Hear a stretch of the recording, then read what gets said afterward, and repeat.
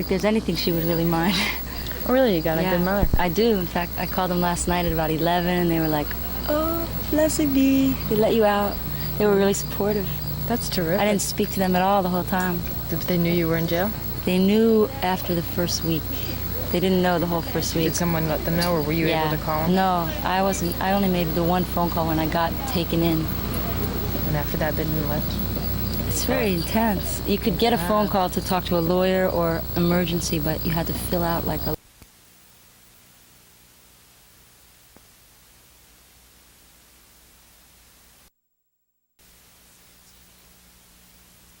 wild. And where are you from, Du? I'm from Burlington, Vermont. I understand you just got out of prison, where you've been for 15 days. What were you doing in prison? Oh, just goofing around. No, I was in prison. I was in jail. I wasn't really in a prison. And I was in Monroe County in Rochester for getting a second offense at the depot during this summer. I went in July. I went over under the fence in a ritual. We had a big circle in front of the depot, and then 7 women weaved themselves into a web in the center of the circle, and people just sang and helped us weave ourselves into a web, and we slid under the fence, and then we were taken in and processed the regular way. But we were all just let out with a little letter that says, "Don't come back," you know, it's called a ban and bar. And then on Hiroshima Day, I went in again with 4 women. So that was August 8th? 9th. Or something, 6th. And then I was given that time I was taken in to talk to people that were higher ups in the Army, in the depot, and they asked me what my name was and would I give them a different name, and I said no, and they gave me an arraignment date, which was the 10th. And on the 10th, there were 6 of us all together who were second offenders, and 1 woman who was a third offender. And she didn't even get dealt with. She pled not guilty, so she goes to trial. But the rest of us pled guilty, and we were given,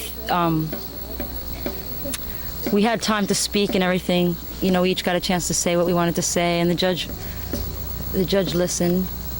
And then those of us, and in talking, we each let it be known whether we would be willing to, you know, well, what we were really doing. Actually, he asked us when he finally started giving out sentences, you know, he said, if I gave you probation, would you respect it, or would you pay a fine, or those were the 2 options. And 2 women were given that a year probation as their sentence.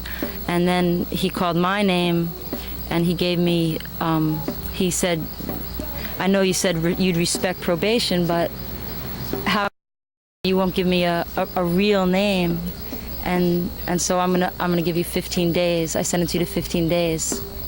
So I kind of just dropped my head because I wasn't expecting that at all, and I'd gotten as far as I'd gotten already, up to being in the courtroom with the judge, with that name, you know, which is a name that I'm known by here. So it was my name. It is my name, and so I was definitely put in jail because of my name in a way.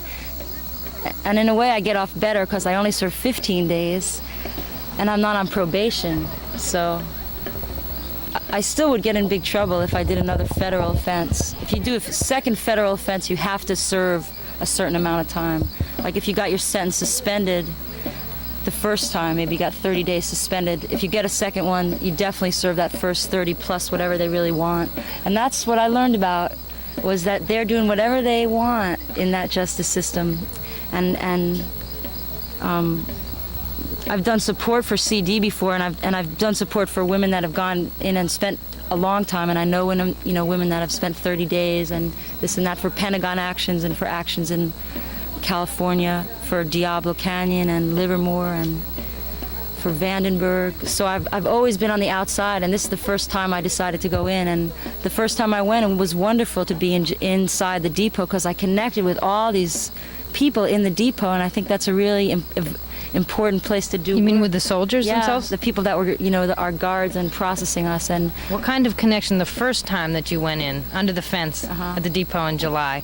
What kind of connections did you make with the soldiers? I was in a really light mood. I was laughing. I was climbing around on the chicken wire of our fence, kind of making noises and singing. We were all singing, so they walked by and they were told to be quiet, and we'd say, how come you can't talk to us? Or one woman just sang the whole time, just sang. And slowly they started stopping, and they'd stop in front of my cell. We were all put in separate cells, 7 of us that day. And So they stopped in front of our cells, and then I would talk to them. I was doing handstands, and it was like a person. I was a person. I wasn't like this. I wasn't. It was like breaking through a myth, you know, like to just be yourself in that situation, to be a person in the world. I talked about myself. I talked about what we were doing. We sang lesbian songs. You know, we were laughing and it was very intense to make eye-to-eye contact with all those soldiers and say, "What are you doing here?" Sometimes I'd see one guy who was so beautiful, and I said, "You should be in the movies." I said, "What are you doing here? You should be in the movies," you know, or just be. I was really loving, so it was very empowering. What kind of impact do you think you had on the soldiers? Well, I think it's enough if you can imagine that they talk about you when you're gone. When I came back the second time, they were like, "What the fuck are you doing here again?" You know, and I saw all the same people. So they recognized you? And that time I, was totally cooperative. I, did everything. It was like boop, boop, boop. And that was even better, because I was happy. I was asking them questions. We talked about the depot. I think that, they were like, I asked people to come down to the camp that time, and they were like, "We didn't know you'd want us to come to the camp." And I was like, "Please, come to the camp. Find out who we are instead." The whole bullshit trip of name calling and the propaganda that they're swallowing in there, it's really important for them to make connections with us as women, as people, and just say, "Oh, And I think it also this is something I really learned in jail. Someone wrote me a card really early in my time there that said, "The witness continues in jail." And I didn't get it until I got home yesterday, and I was talking to all these women. I was getting a massage in the bus, and everyone was, just giving me all the love I wasn't getting. Well, I got a lot of love in jail, though. I made connections with a lot of women, but my body was, totally abused. And I realized then I was talking about what was going on there and about what it means for me to have been there and what that witness is, that this person was in there that asked them why they weren't being responsible to the people that they were closing these gates on, or why they would be rude, or when guards would be rude, I would say, what could be worse than you being a jerk to us, I said, why, it's all a game. It's you see the connections. And jail is, someone said today that jail is like the core of the patriarchy. Being in jail is a chance to see the real meat, because you're not even you're not in army, you're not serving the nation. You're like the bowels of the nation. They feed you this unbelievably shitty food. And so describe what it was like on a day-to-day basis. 7 a.m., blink.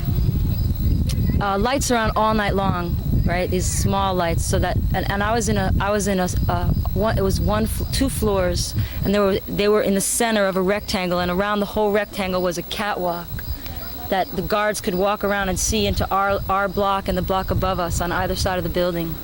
So they were like cruising around all night long, and there was lights there.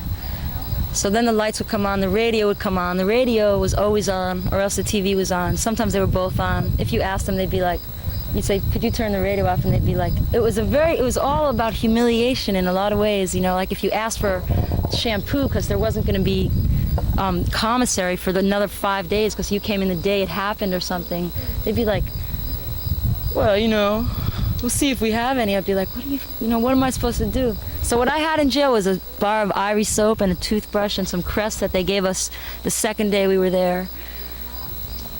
A towel and sheets and a blanket that was real, fiberglass kind of, and 2 little uniforms. And later some women got books into me, and I bought myself a pen and paper, and people loan me things, pens and stuff, paper. I scrounged a little bit, wrote on napkins. They didn't give us napkins. You ate with a spoon all the time. So you got up at 7, they'd give you your mail, make you, get out of your cells. They'd lock the doors. We each had our own cell, 10 cells. And they all opened out to a long room that was where we could spend time if we weren't locked in. But we never left that block. I didn't leave that block for 2 weeks, except 4 times to go upstairs and play a little basketball in the gymnasium. And they had a gym set on the other side with weights, but all the weights started at like 35, like little, ones that you want to just go like this with 35, right? So these skinny women, all the weights, the men have incredible privilege there. They walk around, they get a visit, and they are given a pass, and they just get let out of their cell, and they walk to the elevator, and someone lets them down. And you have to think of like being in a space that is all locked in all the time, only when they let you go. And the men are like, they have all this freedom. I was escorted everywhere I went. And the place I went was to gym and to visits. And visits are an hour, and they take you down about a half hour early. Who visited you? Twilight and Tammy and Pam and Thundercloud. Twilight and Tammy came almost every day. So every this day was they every could. day you got a visit? No, two visits a week for 1 hour. But I had a visit on the Saturday after I got in, and then I had still 4 more because Saturday's the end. So that was bliss. But visiting is hard, you know. Because you got to say goodbye? Yeah, and you got to wait in this little room, and they strip search you when you get out. I was strip searched like 12 times maybe. But it's not, they never touched me, you know, but it is humiliation, you know, that's what it's about. And when you connect with the guards and you get that they don't really